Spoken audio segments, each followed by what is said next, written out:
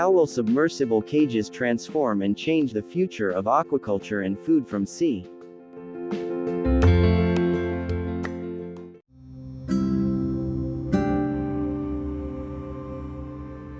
According to the new State of Fisheries and Aquaculture in the World Report published by the UN FAO, the amount of fish obtained through aquaculture is about 20% of catches in the 1990s, but now half by 2020. If we think about fish farming, we see aquaculture as a good tool to reduce and recover the pressures on declining populations in the wild, while other industry stakeholders have other ideas. But one of the most promising aspects of the job is that fish farms located far from the coast, supported by artificial intelligence, and highly automated are not far from today. With the smarting of fish farms, some unpleasant problems that are closely related to the coastal ecosystem and coastal stakeholders seem to be resolved.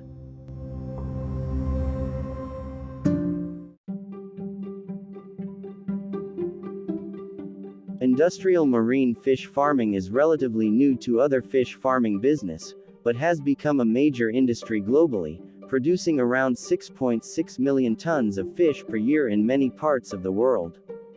Standard production units, defined as marine cages, are variations of a common idea.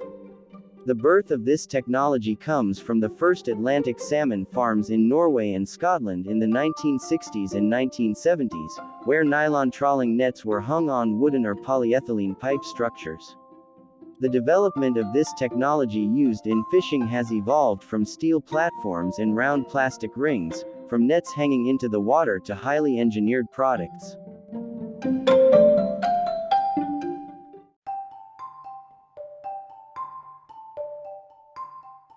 Despite the widespread use of traditional cages in the marine fishing business around the world, cages come with a host of problems, including escapes, parasites and disease, conditions caused by high temperatures or low oxygen levels, algae and jellyfish explosions, and mesh breakage and deformations from storms. In addition, the behavior of fish with high commercial values such as sea bream and cod to move between deeper or shallower parts of the water in their daily lives puts cages kept at fixed depths in a disadvantageous position.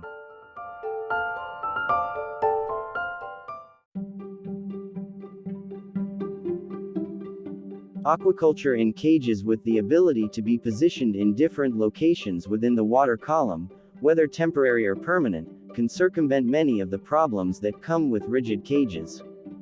Deep waters typically have more stable temperatures and salinity, are better protected from storms than surface cages, and reduce the possibility of parasite contamination.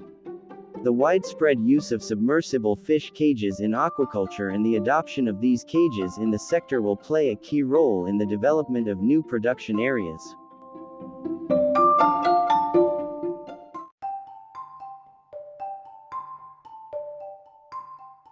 The history of submersible cages is based on experiments on rainbow trout, Oncorhynchus mykiss, in the 1970s and extensive trials on Atlantic salmon in the 1980s. The main purpose of these experiments in fish farming was to ensure that they are affected as little as possible by the negative conditions that occur on the surface for a temporary period of time. Since then, the number of studies in submersible cages has increased, and to date, breeding trials have been conducted with at least 11 species of finfish of various sizes, at different depths, at different immersion times. Many species, including Rhachycentron canidum and Serial ariviliana, appear to do well in submersible cages, but few species have yet been produced on a commercial scale.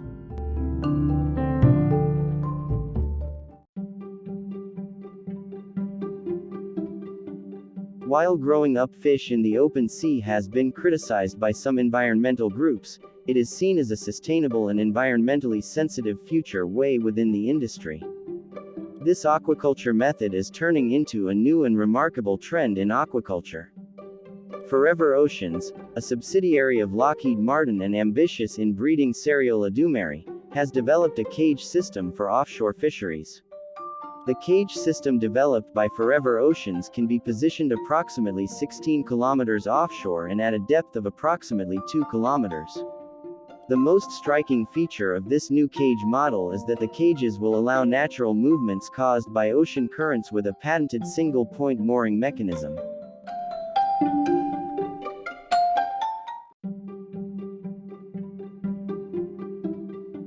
The technology Forever Oceans uses to manage its offshore operations and control the water and the behavior of the fish at the facility is directly linked to sensors, receptors, cameras and management software called AI-driven. With this software, feeding work and timing can be adjusted precisely, and necessary controls can be made to avoid the effects of algal blooms that may occur near the facility. Images captured by the system's cameras are analyzed by biomass software to determine when fish can be harvested. It only takes one professional to have a PC, tablet or mobile phone to manage the facility, which is promising in terms of reducing human activity in places that are not suitable for physical work, such as the open sea.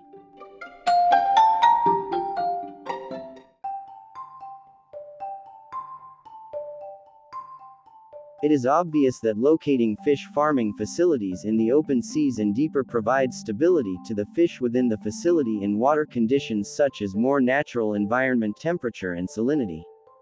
In addition, large water flows in the deep seas are expected to have a positive effect on aquaculture operations by removing the negative factors that cause diseases. Another example presented that cages positioned in the deep sea are relatively better than other systems is that offshore facilities use ocean tides as a natural filter. This increases the consumption of less energy and the utilization of natural nutrients to operate the facility.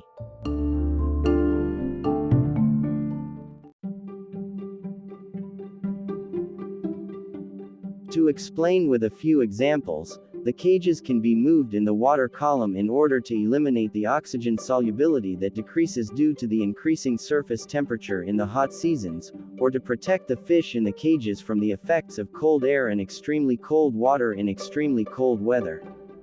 Lepipterus salmonis, which is seen as one of the biggest problems in salmon farming, is mostly seen in the upper layers of the water.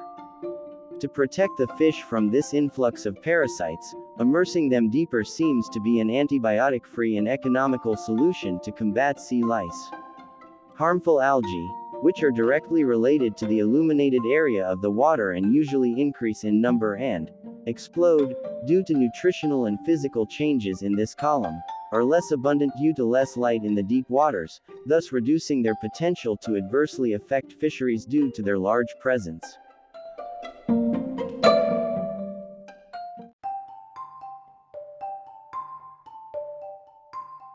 Although marine fisheries make up the vast majority of fish farming operations in the world today, deep-sea fish farming is still in its growth stage.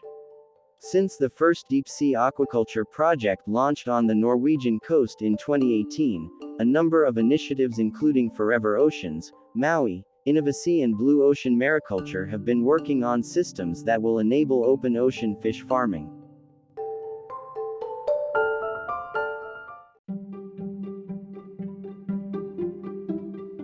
It is true that offshore fishing seems more advantageous than near-shore fishing, which has the potential to directly affect coastal ecosystems. Fishing in the sea is easier than in the past, thanks to geographic information systems and comprehensive maritime information. We will witness a new transformation of fishing with the rational solution of unique problems such as logistics and ensuring that the facility is constantly connected to the internet. Despite considerable interest in fishing in submersible cages, there has been limited success in trout. While small-scale trials in freshwater have shown that such cages can be used to overwinter fish under surface ice, a number of industry-scale studies show mixed results of submersion as a viable production method. For example, salmonids do not thrive when kept in cages that have been submerged in seawater for more than a month, and the growth rate remains lower than in surface cages, although continuous lighting eliminates some downsides.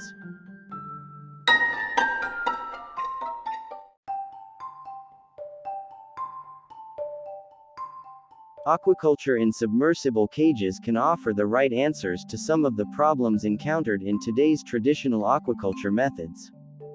However, This does not mean that this type of cage is suitable for the cultivation of all fish species, it brings its own problems.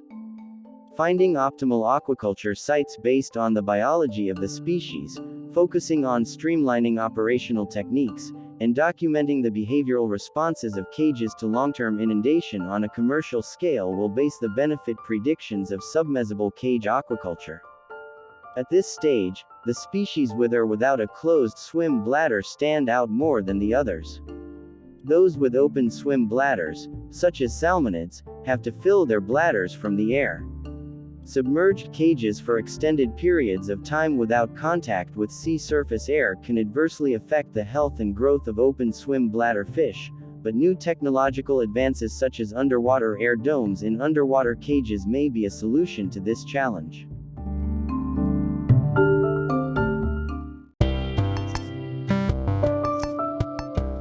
If aquaculture in submersible cages matures and fulfills its promises, research to experimentally document production and environmental benefits and issues including the living conditions of fish in the facility throughout the production cycle will need to be spearheaded.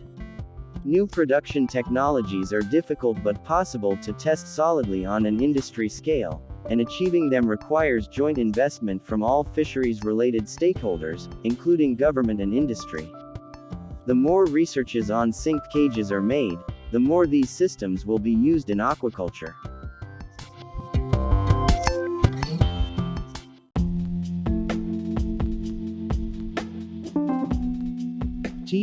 Thank you for listening this article in podcast format.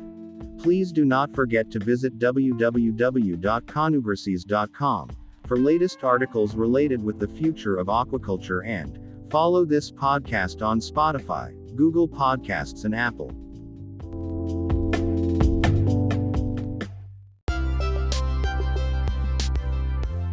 Thank you for listening this podcast on Spotify, Google Podcasts and Apple Podcast.